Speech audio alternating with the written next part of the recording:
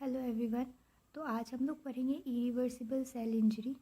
Irreversible cell injury basically दो types की होती है, नेक्रोसिस और एपोप्टोसिस। इन दोनों को हम लोग डिटेल में पढ़ेंगे आगे। लेकिन पहले हम लोग एक फ्लो चार्ट के फॉर्म में देख लेते हैं कि इरिवर्सिबल सेल इंजरी होता कैसे है। जैसे हमने रिवर्सिबल सेल इंजरी देखा था वैसे ही हम ये भी एक फ्लो चार्ट में देख लेंगे। ठीक है, तो सबसे पहले तो रिवर्सिबल सेल इंजरी जो होता है वो इसलिए होता है क्योंकि सेल अडेप्ट नहीं कर पाती है या फिर जो हार्मफुल स्टिमुलाई है वो विड्रॉ नहीं होता है, जिसकी वजह से सेल की डेथ हो सकती है। इसको हम लोग बोलते हैं इरिवर्सिबल सेल इंजरी। उसके बाद अगर हम लोग देखें फ्लो चार्ट, तो अगर इस्कीमिया का ही एग्जांपल ले रहे हैं जैसे हमने रिवर्सिबल सेल इंजरी में लिया था, तो इस्कीमिया अगर होता है तो ब्लड सप्लाई कम हो जाती है। ब्लड सप्लाई अगर कम होती है तो माइटोकॉन्ड्रिया इफेक्ट होता है। ऑब्वियसली माइटोकॉन्ड्रिया इफेक्ट होता है तो ऑक्सीडेटिव फॉस्फोराइलेशन कम होगा, एटीपी प्रोडक्शन कम होगा। ठीक है, एटीपी प्रोडक्शन अगर कम होगा तो फिर क्या होता है, माइटोकॉन्ड्रियल जो मेम्ब्रेन है उसमें पोर्स हो जाते हैं, तो उसके लिए माइटोकॉन्ड्रियल डैमेज होता है। ये हमने पहले भी पढ़ा था यहाँ पे calcium influx and loss of calcium homeostasis में। कैल्शियम अगर इंक्रीज़ हो जाता है इंटरसेलुलरली तो क्या होता है, माइटोकॉन्ड्रिया इफेक्ट होता है, यहाँ कैस्पेज एक्टिव होता है जिसकी वजह से एपोप्टोसिस हो सकता है। एपोप्टोसिस क्या है, एक टाइप का सेल डेथ है। It is a type of irreversible cell injury. और एंजाइम्स एक्टिवेट हो जाते हैं जैसे फॉस्फोलाइपेज, प्रोटीज, एटीपेज, यही सब हम लोग इरिवर्सिबल सेल इंजरी में अभी हम लोग पढ़ेंगे। तो अगर एटीपी प्रोडक्शन कम हो रहा है तो माइटोकॉन्ड्रिया डैमेज होगा, जो अल्टीमेटली मेम्ब्रेन डैमेज होता है बेसिकली, तो जिसकी वजह से सेल डेथ हो सकती है। उसके अलावा कैल्शियम पंप जो है वो काम करना बंद कर देगा। ठीक है, तो क्योंकि कैल्शियम पंप ऑब्वियसली एटीपी की हेल्प से चलता है। उसके अलावा जो कैल्शियम होगा साइटोप्लाज्म में वो बढ़ जाएगा, जिसकी वजह से जो माइटोकॉन्ड्रिया है वो कैल्शियम ज़्यादा लेने लगेगी। ये सब हमने सब उसमें पढ़ा था, आप अगर रिमाइंड कर सको तो इससे क्या होता है, फॉस्फोलाइपेज एक्टिवेशन होगा, प्रोटीज एक्टिवेशन होगा, फॉस्फोलिपिड का डिग्रेडेशन हो जाएगा। फॉस्फोलाइपेज क्या कराएगा, ऑब्वियसली फॉस्फोलिपिड का डिग्रेडेशन। फॉस्फोलिपिड क्या लिपिड है, तो लिपिड के जो ब्रेकडाउन प्रोडक्ट्स है वो फॉर्म होंगे, वो भी मेम्ब्रेन डैमेज करवाएंगे। अब प्रोटीएज क्या करेगा, साइटोस्केलेटल डैमेज करवाएगा। अब साइटोस्केलेटल सिस्टम क्या होता है, एक प्रोटीन का स्ट्रक्चर होता है जो सेल को स्ट्रक्चरल सपोर्ट देता है। ठीक है, तो ये सब अगर हो रही है तो क्या होगा, लाइसोसोमल एंजाइम्स का एक्टिवेशन होगा और रिलीज़ हो जाएगा। ठीक है, मेम्ब्रेन अगर डैमेज हो रही है तो, और कैल्शियम इन्फ्लक्स बढ़ेगा तो एंजाइम लीक कर जाएगी सेल से बाहर, आसपास के एरिया को भी वो डैमेज कर सकती है। तो activation and release of lysosomal enzymes अगर हुआ तो क्या होगा, लाइसोसोमल एंजाइम है तो ऑब्वियसली प्रोटीन डाइजेशन करवाएंगे। इसके अलावा जो लाइसोसोमल एंजाइम है वो एसिडिक कैरेक्टर की होती है, जिसकी वजह से न्यूक्लियर चेंजेस हो सकते हैं। कोई भी एक न्यूक्लियर चेंजेस होंगे, 3 टाइप के न्यूक्लियर चेंजेस होते हैं। ठीक है, लाइसोसोमल क्या करती है, कुछ न्यूक्लियर चेंजेस भी करवाती है। न्यूक्लियर चेंजेस 3 टाइप की है, बट एक केस में कोई एक टाइप का ही न्यूक्लियर चेंज होगा। तो पिक्नोसिस होता है, कैरियोएक्सिस होता है या फिर कैरियोलाइसिस होता है। पिक्नोसिस मतलब कॉन्डेंसेशन, ये भी हमने पहले पढ़ा था कि जो न्यूक्लियर मटेरियल है, क्रोमैटिन है, वो कंडेंस हो जाएगा। कैरियोएक्सिस मतलब फ्रेगमेंटेशन, कैरियोलाइसिस मतलब डिसोल्यूशन हो जाना, ये सभी हमने पहले देखा था। तो बेसिकली ये एक हो गया फ्लो चार्ट के फॉर्म में। तो पहले हम लोग देखते हैं नेक्रोसिस के बारे में। तो नेक्रोसिस का डेफिनेशन देखें तो death of a group of lethally injured cells followed by degradation of dead tissue by hydrolytic enzymes liberated from dead cells. It is invariably accompanied by inflammatory reactions, that is swelling, redness, pain, heating, function decrease, etc. तो मतलब क्या हुआ कि एक group of sales होंगे जो इसमें injured होंगे, जिनका डेथ होगा। ऐसे नहीं कि बस एक सेल की डेथ हो रही है, बहुत सारे सेल्स के ग्रुप होंगे। मतलब बेसिकली एक टिश्यू में अगर कोई लीथल इंजरी आ रहा है और उसके बाद इनकी डेथ हो रही है। ठीक है, डेथ किसके लिए हो रही है, हाइड्रोलिटिक एंजाइम्स की वजह से। ठीक है, और हाइड्रोलिटिक एंजाइम्स की वजह से जो डेथ हो रही है वो रिलीज़ कौन करता है, वो एंजाइम, ये सेल्स खुद करती हैं। ठीक है, तो उसको हम लोग बोलेंगे नेक्रोसिस। अब नेक्रोसिस ऐसा एक फिनोमेना है जिसमें डेथ होने के बाद उस जगह पे इन्फ्लेमेशन होता है। ठीक है, इन्फ्लेमेटरी रिएक्शंस उसमें होंगी ही, ये एक इम्पॉर्टेंट पार्ट है नेक्रोसिस का। 2 चीज़ इम्पॉर्टेंट है इसमें, एक तो हाइड्रोलिटिक एंजाइम्स याद रखिए कि ये होगी ही, इसके अलावा इन्फ्लेमेटरी रिएक्शंस होंगे ही। ठीक है, एपोप्टोसिस से अगर डिफरेंस देखा जाए तो ये 2 इसके कैरेक्टरिस्टिक फीचर्स हैं। उसके बाद हम लोग देखें तो common features of necrotic sales की, देखिए नेक्रोसिस तो बहुत टाइप्स की होती है। ठीक है, अभी हम लोग पढ़ेंगे आगे, बट कोई भी नेक्रोटिक सेल में कुछ चेंजेस हैं जो सब में होती है, हर टाइप के नेक्रोसिस में होती है। तो वो चेंजेस क्या है, साइटोप्लाज्मिक चेंजेस क्या क्या होती है कि जो यूसिनोफिलिया है, एच.एन.ई. स्टेन जो हम लोग हिस्टोलॉजी में देखते हैं, एच.एन.ई. स्टेन, तो उसमें यूसिनोफिलिया ज़्यादा होगा, मतलब यूसिन जो है वो स्टेन ज़्यादा रिटेन होगा। ये क्यों होता है, due to decreased basophilia due to less RNA and denaturation of cytoplasmic protein which then binds to eosin strongly.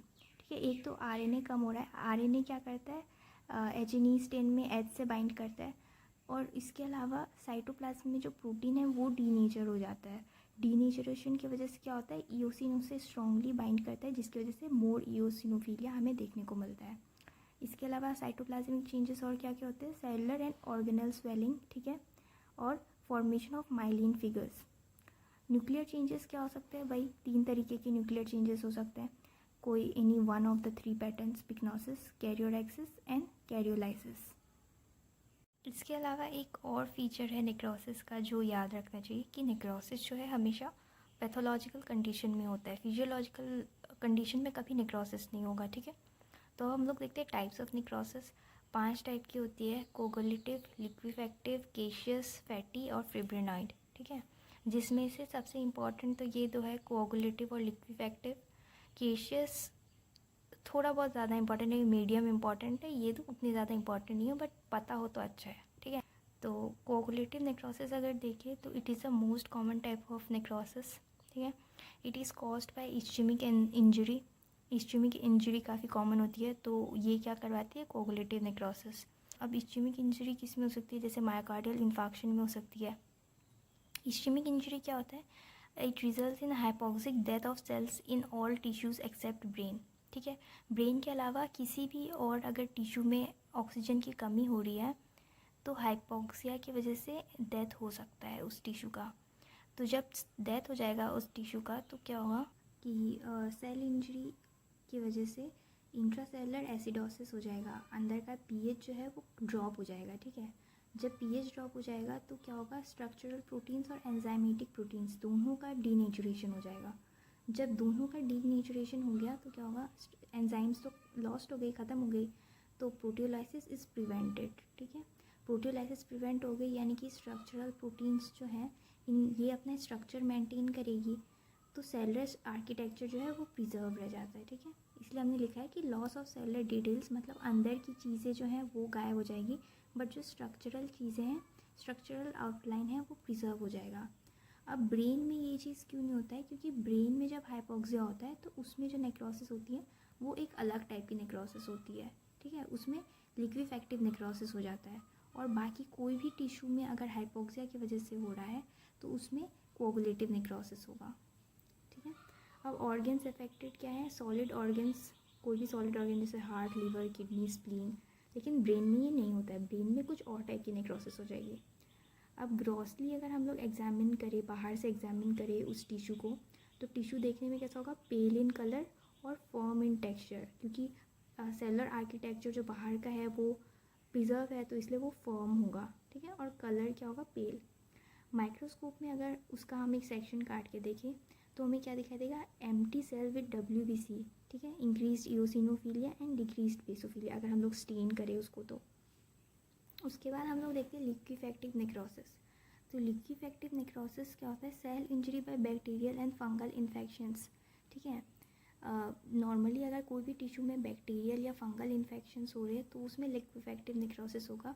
और हमने पढ़ा था कि अगर हाइपोक्सिया होगा ब्रेन में तब भी लिक्विफेक्टिव नेक्रोसिस होगा। अगर कोई और सॉलिड ऑर्गन में हाइपोक्सिया की वजह से इंजरी हो रहा है तो क्या होता है, कोगुलेटिव नेक्रोसिस। लेकिन अगर ब्रेन में हाइपोक्सिक इंजरी हो रहा है, जबकि ब्रेन एक सॉलिड ऑर्गन है, उसमें अगर हाइपोक्सिक इंजरी हो रहा है तो फिर लिक्विफेक्टिव नेक्रोसिस होता है। अब इसमें क्या होता है, जब इसकी वजह से इंजरी हो गया, या तो बैक्टीरियल एंड फंगल इन्फेक्शन या हाइपोक्सिक इंजरी इन ब्रेन, तो हाइड्रोलाइटिक एंजाइम्स रिलीज होती है। ठीक है, बैक्टीरिया या फंगस ही उसको रिलीज़ करता है, या फिर हमारे बॉडी के इन्फ्लेमेटरी सेल्स उसको रिलीज़ करते हैं।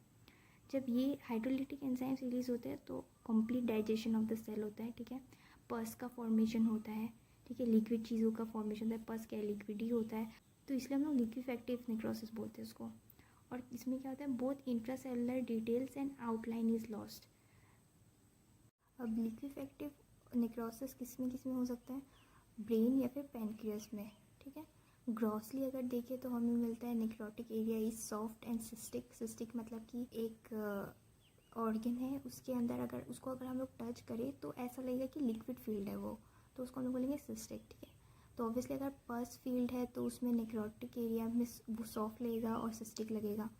अगर माइक्रोस्कोपली देखें तो सेल डेब्रिस मिलेगा बस, क्योंकि सब कुछ डाइजेस्ट हो गया है, और WBC या मैक्रोफेजेस दिख जाएंगे आपको। उसके बाद हम लोग देखिए केशियस नेक्रोसिस। तो केशियस नेक्रोसिस बेसिकली ट्यूबरक्लोसिस से एसोसिएटेड होता है, ठीक है। अगर केशियस नेक्रोसिस कहीं पे भी आ रहा है तो आप उसको TB से रिलेट करेंगे। It occurs due to hypersensitive reactions, ठीक है। ऑर्गन इफेक्टेड क्या होता है, लंग्स या फिर lymph node. Characteristics of both लिक्विफेक्टिव and कोआगुलेटिव necrosis present होता है इसमें, ठीक है। मतलब कोआगुलेटिव मतलब सॉलिड, लिक्विफेक्टिव मतलब लिक्विड, ठीक है। इन दोनों चीज़ों का मिक्स है ये, तो बेसिकली ये सेमी सॉलिड टाइप का होगा। अब चीज़ लाइक अपीयरेंस होगा। चीज़ कैसा होता है, सेमी सॉलिड होता है, तो इसीलिए हम लोग इसको बोलते हैं केशियस नेक्रोसिस। केशियस मतलब चीज़ लाइक। इसको अगर हम लोग ग्रॉसली देखिए तो नेक्रोटिक एरिया जो है वो चीज़ लाइक होगा। चीज़ कैसा होता है, सॉफ्ट, येलोइश वाइट और ग्रैनुलर, ठीक है। ये सारे कैरेक्टरिस्टिक्स हमें देखने को मिलेगा। माइक्रोस्कोप में देखिए तो ग्रैनुलोमा दिखाई पड़ेगा जो TB का है, एपिथेलियोइड सेल्स दिखाई पड़ेंगे और जाइंट सेल्स दिखाई पड़ेंगे, ठीक है।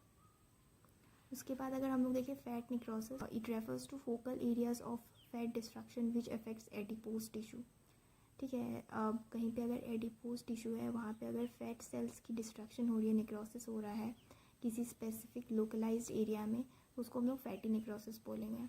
ये दो टाइप्स की होती है, एक एंजाइमेटिक फैटी नेक्रोसिस। ये कैसे होता है, अक्यूट पैंक्रियाटाइटिस अगर हो गया तो जो एसिनार सेल्स है जो पैंक्रियाटिक एंजाइम रिलीज़ करती है वो लीक कर जाएंगी, एंजाइम्स उनसे लीक कर जाएंगे।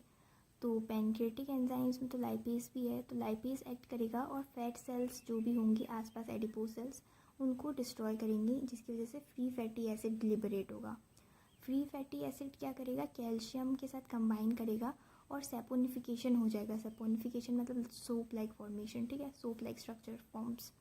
तो जब ये चीज़ सैपोनिफिकेशन हो जाता है तो क्या करता है, वो एक चॉकी वाइट अपीयरेंस देता है, तो जिसकी वजह से जो एंजाइमेटिक फैट नेक्रोसिस है उसका ग्रॉस स्ट्रक्चर अगर हम लोग देखें तो चॉक लाइक वाइट अपीयरेंस होगा, और अगर माइक्रोस्कोप में देखें तो पेल वाइट फैट सेल्स हमें दिखाई देंगे और कुछ इन्फ्लेमेटरी सेल्स दिखाई देंगी। एंजाइमेटिक नेक्रोसिस के अलावा दूसरा है traumatic fat necrosis. Traumatic fat necrosis मतलब कि कोई भी अगर टिश्यू है जिसमें हाई फैट कंटेंट है, जैसे ब्रेस्ट या फिर थाई में, वहाँ पे अगर सीवियर ट्रॉमा हो गया तो भी उन फैट टिश्यू की डेथ हो सकती है, ठीक है। और इसमें ये बस एक ही ऐसा नेक्रोसिस है जिसमें एंजाइम्स का कुछ काम नहीं है, ठीक है, वरना बाकी सब में हाइड्रोलिटिक एंजाइम्स काम करती है। उसके बाद हम लोग देखिए फाइब्रिनॉइड नेक्रोसिस। तो it is seen in auto immune reactions involving blood vessels. जब ब्लड वेसल्स में ऑटो इम्यून रिएक्शंस होती है तो ऑटो इम्यून रिएक्शंस में क्या होता है, जो हमारी बॉडी के अपने एंटीजन है उसके अगेंस्ट ही एंटीबॉडी फॉर्म होने लगती है, और जब ये एंटीबॉडी एंटीजन से रिएक्ट करती है तो एंटीजन एंटीबॉडी कॉम्प्लेक्सेस फॉर्म होती है। ये एंटीजन एंटीबॉडी कॉम्प्लेक्सेस क्या करती है, जो ब्लड वेसल के वॉल है उसमें डिपॉजिट कर जाती है, ठीक है। जब ये वहाँ डिपॉजिट कर जाती है तो उसके बाद वो प्लाज्मा प्रोटीन्स के साथ कंबाइन करती है, जो ऑब्वियसली ब्लड वेसल में ही फ्लो करते हैं। तो प्लाज्मा प्रोटीन के साथ जब वो बाइंड करती है तो फिर एक फिब्रिन लाइक स्ट्रक्चर फॉर्म करती है जो ब्राइट पिंक दिखता है जब हम उसको HNE स्टेन से स्टेन करते हैं। जब हम माइक्रोस्कोप में देखते हैं तो ये जो फिब्रिन लाइक स्ट्रक्चर्स हैं वो ब्राइट पिंक दिखते हैं। तो फिब्रिन लाइक स्ट्रक्चर्स होते हैं, इसलिए हम इसको फिब्रिनॉइड नेक्रोसिस बोलते हैं। ग्रॉसली हमें पेल टिश्यू दिखाई देगा और माइक्रोस्कोप में फिब्रिन लाइक डिपॉजिट्स होंगे जो ब्राइट पिंक होंगे। नेक्स्ट हम लोग देखते हैं एपोप्टोसिस। एपोप्टोसिस की डेफिनेशन अगर हम लोग देखें, it is a type of genetically programmed cell death with a tightly regulated cell program characterized by activation of intrinsic enzymes of the cell destined to die which leads to degradation of its own nuclear DNA and protein, ठीक है। मतलब क्या हुआ कि ये एक genetically programmed cell death है, ये जो सेल है वो खुद से ही अपना सेल डेथ करवाती है, ठीक है। It is tightly regulated cell program, मतलब एक स्टेप के बाद दूसरा स्टेप क्या होगा ये फिक्स्ड है और ये टाइटली रेगुलेट होता है, अच्छे से देखा जाता है कि सही से हो रहा है कि नहीं, सेल वो खुद करवाती है। Characterized by activation of intrinsic enzymes of the cell, ठीक है। जो सेल को मरना होता है वो खुद से ही अपना एक्टिवेशन करवा देती है इंट्रिंसिक एंजाइम्स का। जब एंजाइम्स एक्टिवेट हो जाते हैं तो वो डिग्रेडेशन करवा देते हैं अपने खुद के न्यूक्लियर डीएनए और प्रोटीन्स का, जिसकी वजह से सेल की डेथ हो जाती है। अब इसके फीचर्स अगर देखे जाए तो it is an active process. Cell खुद से काम करती है तो एनर्जी यूज़ करती है। इसमें इन्फ्लेमेशन नहीं होता है, जैसे कि नेक्रोसिस की कैरेक्टरिस्टिक फीचर क्या होती है कि उसमें इन्फ्लेमेशन होगा ही। ये पैथोलॉजिकल भी हो सकता है या फिजियोलॉजिकल भी हो सकता है, जबकि नेक्रोसिस क्या था कि वो हमेशा पैथोलॉजिकल होता था, फिजियोलॉजिकल नहीं होता था। Step ladder pattern in gel electrophoresis, अगर इस एपोप्टोसिस के सेल्स का अगर हम लोग इलेक्ट्रोफोरेसिस करवाते हैं, जेल इलेक्ट्रोफोरेसिस, तो उसमें स्टेप लैडर लाइक पैटर्न दिखाई देता है। और नेक्रोसिस में अगर हम लोग जेल इलेक्ट्रोफोरेसिस करते हैं तो डिफ्यूज़ पैटर्न देखने को मिलता है। ठीक है। तो एपोप्टोसिस हम लोग देखें तो दो टाइप की हो सकती है, फिजियोलॉजिकल या पैथोलॉजिकल एपोप्टोसिस। तो फिजियोलॉजिकल एपोप्टोसिस अगर हम लोग देखें कि ये कहाँ कहाँ होता है, तो removal of excess cells during embryogenesis and development processes. Embryogenesis या डेवलपमेंट प्रोसेसेस में हम देखते हैं कि बहुत कुछ बनता है और बाद में वो डिग्रेड हो जाता है, तो उसमें क्या होता है, फिजियोलॉजिकल एपोप्टोसिस हो जाती है। इसके अलावा हार्मोन डिपेंडेंट एलिमिनेशन, जैसे कि endometrial cells break down during menstruation after withdrawal of oestrogen and progesterone. Oestrogen और प्रोजेस्टेरॉन जब हम लोग विड्रॉ कर देते हैं तभी तो एंडोमेट्रियल लाइनिंग जो होती है यूट्रस की वो शेड हो जाती है। उसके बाद clonal deletion of B and C cells और as induced by cytotoxic C cells. जब बॉडी में बी या सी सेल्स ज़्यादा फॉर्म होने लग जाए तो फिर क्या होता है, उनको हटा दिया जाता है ताकि ऑटो इम्यून रिएक्शंस ना हो जाए बॉडी में। ठीक है। तो वो भी कैसे होता है, एपोप्टोसिस की वजह से होता है। और साइटोटॉक्सिक सी सेल्स भी क्या करती है, कभी कभार जब एक्स्ट्रा बी और सी सेल्स फॉर्म होने लगती है तो ये इनका एपोप्टोसिस इंड्यूस कर देती है। इसके अलावा जब सेलर एजिंग होती है तब भी उसमें फिजियोलॉजिकल एपोप्टोसिस हो सकता है। फिर हम लोग देखिए पैथोलॉजिकल एपोप्टोसिस कहाँ कहाँ होता है, तो जब भी कैंसर होते हैं तो कीमोथेरेपी या रेडियोथेरेपी जो हम लोग देते हैं तो इसकी वजह से पैथोलॉजिकल एपोप्टोसिस हो सकती है सेल्स में। ट्रांसप्लांट करते हैं तो उनका अगर रिजेक्शन हो जाए तो फिर जो सेल है, जो ऑर्गन ट्रांसप्लांट हुआ है उसका जो सेल है उसमें पैथोलॉजिकल एपोप्टोसिस होती है। Apoptosis of infected cells in disease, कोई भी डिजीज़ हो रही है तो जो भी इन्फेक्टेड सेल्स है वो उनकी डेथ होती है तो वो भी एपोप्टोसिस से होती है। जैसे in viral hepatitis apoptosis of hepatocytes occur leading to formation of Councilman bodies. ठीक है। वायरल हेपेटाइटिस जब होती है तो लिवर के सेल्स की डेथ हो जाती है और ये एपोप्टोसिस की वजह से ही होता है और काउंसलमैन बॉडीज़ की फॉर्मेशन होती है। उसके अलावा elimination of parenchymal cells of parenchymal organs after blockage of its ducts. जो भी पेरेन्काइमल ऑर्गन है उसके अगर डक्ट्स की ब्लॉकेज हो जाए तो फिर जो पेरेन्काइमल सेल्स हैं उनमें पैथोलॉजिकल एपोप्टोसिस होता है। जैसे कि किडनी हो गया, पैनक्रियास हो गया या सलाइवरी ग्लैंड हो गया, इनका अगर डक्ट ब्लॉक हो जाए तो इनकी जो सेल्स है उसमें पैथोलॉजिकल एपोप्टोसिस हो सकता है। अब sequence of morphological changes in apoptosis, मतलब प्रोसेस क्या है। जब भी एपोप्टोसिस स्टार्ट होता है तो सबसे पहले क्या होता है, सेल जो है वो श्रिंक कर जाती है, उसकी श्रिंकेज हो जाती है, क्रोमैटिन कंडेंसेशन होती है, न्यूक्लियर फ्रेगमेंटेशन हो सकता है, फॉर्मेशन ऑफ साइटोप्लाज्मिक ब्लेब्स, यानी कि जो साइटोप्लाज्म है वो ऐसे ऐसे बिखरने लग जाता है, अलग अलग ब्लेब्स फॉर्म हो जाते हैं।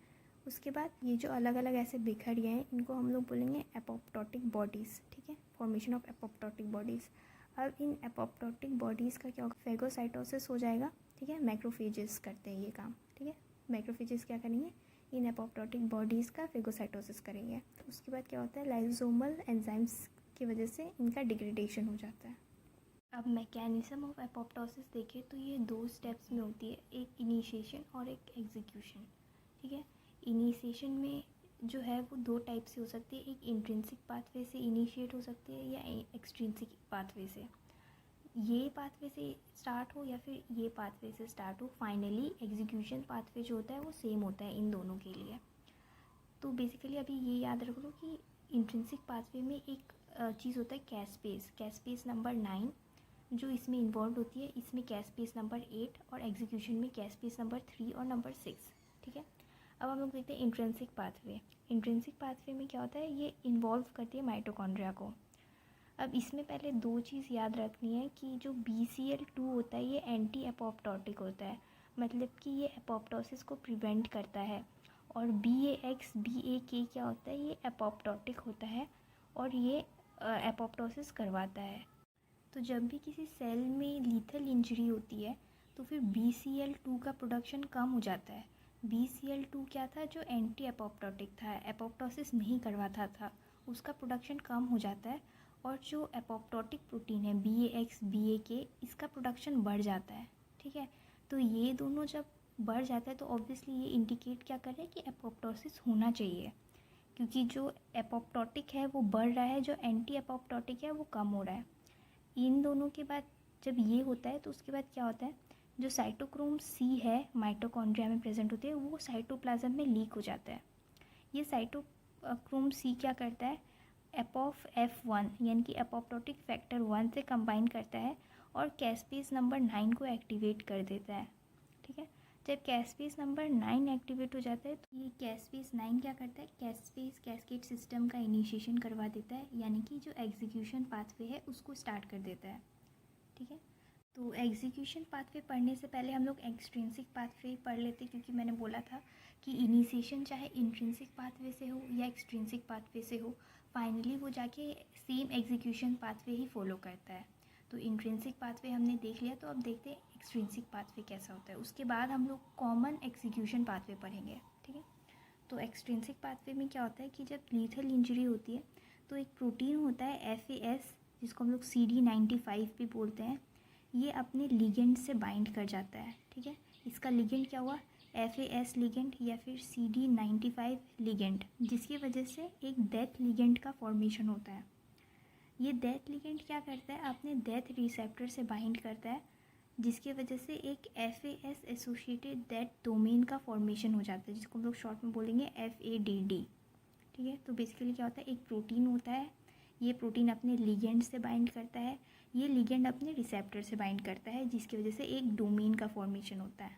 ठीक है, अब जो डोमेन फॉर्म हुआ FADD, ये क्या करेगा, इनएक्टिव कैस्पेज नंबर 8 से बाइंड करेगा, जिसकी वजह से इसका एक्टिवेशन हो जाएगा। कैस्पेज 8 जब एक्टिवेट हो गया तो सेम एज कैस्पेज 9 जो हमने इंट्रिंसिक पाथवे में देखा था, उसकी जैसे ही ये भी कैस्पेज कैस्केड का इनिशिएशन करवा देगा, यानी कि एग्जीक्यूशन पाथवे का स्टार्टिंग करवा देगा। उसके बाद अगर हम लोग देखें एग्जीक्यूशन पाथवे, तो एग्जीक्यूशन पाथवे में क्या होता है, जो भी इनिशिएटर कैस्पेज है, कैस्पेज नंबर 8 एक्सट्रिंसिक पाथवे का या फिर कैस्पेज नंबर 9 इंट्रिंसिक पाथवे का, इनको हम लोग बोलेंगे इनिशिएटर कैस्पेज, क्योंकि यही इनिशिएट करवा रहे हैं एग्जीक्यूशन पाथवे। तो ये क्या करेंगे, अनादर ग्रुप ऑफ कैस्पेज को एक्टिवेट करेंगे, जिनको हम लोग बोलेंगे एग्जीक्यूशनर कैस्पेसेस। एग्जीक्यूशनर कैस्पेसेस कौन, जो एग्जीक्यूशन पाथवे करवाएंगे, जो कि है नंबर 6 और नंबर 3। तो ये क्या करेंगे, रेस्ट्रिक्शन एंडोन्यूक्लियस और साइटोप्लाज्मिक DNA को एक्टिव करवा देंगे।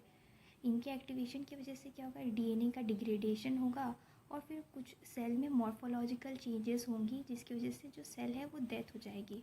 अब मॉर्फोलॉजिकल चेंजेस क्या होती है, ये हमने यहाँ पे पढ़ा था कि मॉर्फोलॉजिकल चेंजेस एपोप्टोसिस में क्या होता है, सेल श्रिंक कर जाता है, nuclear fragmentation, cytoplasmic blobs, apoptotic bodies, फिर फैगोसाइटोसिस बाय मैक्रोफेजेस और फिर लाइसोसोमल लाइसिस होता है। तो बेसिकली जब DNA का डिग्रेडेशन होता है तो फिर वही सारे मॉर्फोलॉजिकल चेंजेस होते हैं, जिसकी वजह से सेल की डेथ हो जाती है। और उसके बाद हमने देखा था कि फैगोसाइटोसिस होता है मैक्रोफेजेस की वजह से, और लाइसिस हो जाता है लाइसोसोमल एंजाइम्स की वजह से। ठीक है, तो अब हम लोग देखते हैं कि नेक्रोसिस और एपोप्टोसिस के कुछ डिफरेंसेस जो कि बहुत इंपॉर्टेंट है, एग्ज़ाम्स में आते हैं। तो नेक्रोसिस अगर देखें तो नेक्रोसिस हमेशा पैथोलॉजिकल होता है, जबकि एपोप्टोसिस पैथोलॉजिकल भी हो सकता है और फिजियोलॉजिकल भी हो सकता है। उसके अलावा नेक्रोसिस का इंपॉर्टेंट कैरेक्टरिस्टिक्स मैंने बोला था कि इन्फ्लेमेशन होता है उसमें, जबकि एपोप्टोसिस में इन्फ्लेमेशन होना ज़रूरी नहीं है, नो इन्फ्लेमेशन।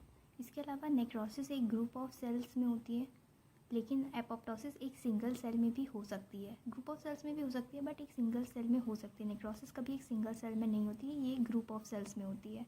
इसके अलावा नेक्रोसिस पैसिव प्रोसेस है, इसमें एनर्जी नहीं लगती है, लेकिन एपोप्टोसिस में सेल खुद काम करता है तो वो एक्टिव प्रोसेस होता है, एनर्जी यूज़ होता है इसमें। नेक्रोसिस में प्लाज्मा मेम्ब्रेन की डिस्ट्रप्शन होती है, लेकिन एपोप्टोसिस में प्लाज्मा मेम्ब्रेन जो है वो इंटैक्ट रहता है। नेक्रोसिस में सेल साइज़ इंक्रीज़ करती है, इनिशियली सेल की स्वेलिंग होती है, लेकिन एपोप्टोसिस में सेल की साइज़ श्रिंक हो जाती है। नेक्रोसिस में lysosomal breakdown with liberation of hydrolytic enzymes, इसमें lysosomes and other organelles remain, ठीक है। इसके अलावा नो स्पेशल एंजाइम, इसमें कैस्पेसिस होती है स्पेशल एंजाइम जो इसमें काम आती है। इसके अलावा जेल इलेक्ट्रोफोरेसिस अगर हो तो इसमें डिफ्यूज़ पैटर्न देखने को मिलता है और इसमें स्टेप लेडर इलेक्ट्रोफोरेसिस देखने को मिलता है। इसमें न्यूक्लियस जो है वो डैमेज हो जाती है, डाइजेस्ट हो जाती है वो भी, और इसमें जो न्यूक्लियस है उसका कंडेंसेशन देखने को मिलता है। तो ये कुछ हो गए अलग अलग इनके डिफरेंसेस। इसके बाद हम लोग नेक्स्ट वीडियो में टॉपिक पढ़ेंगे, एक एक्स्ट्रा टॉपिक है गैंग्रीन, तो वो हम लोग पढ़ेंगे नेक्स्ट टॉपिक में। Thank you so much.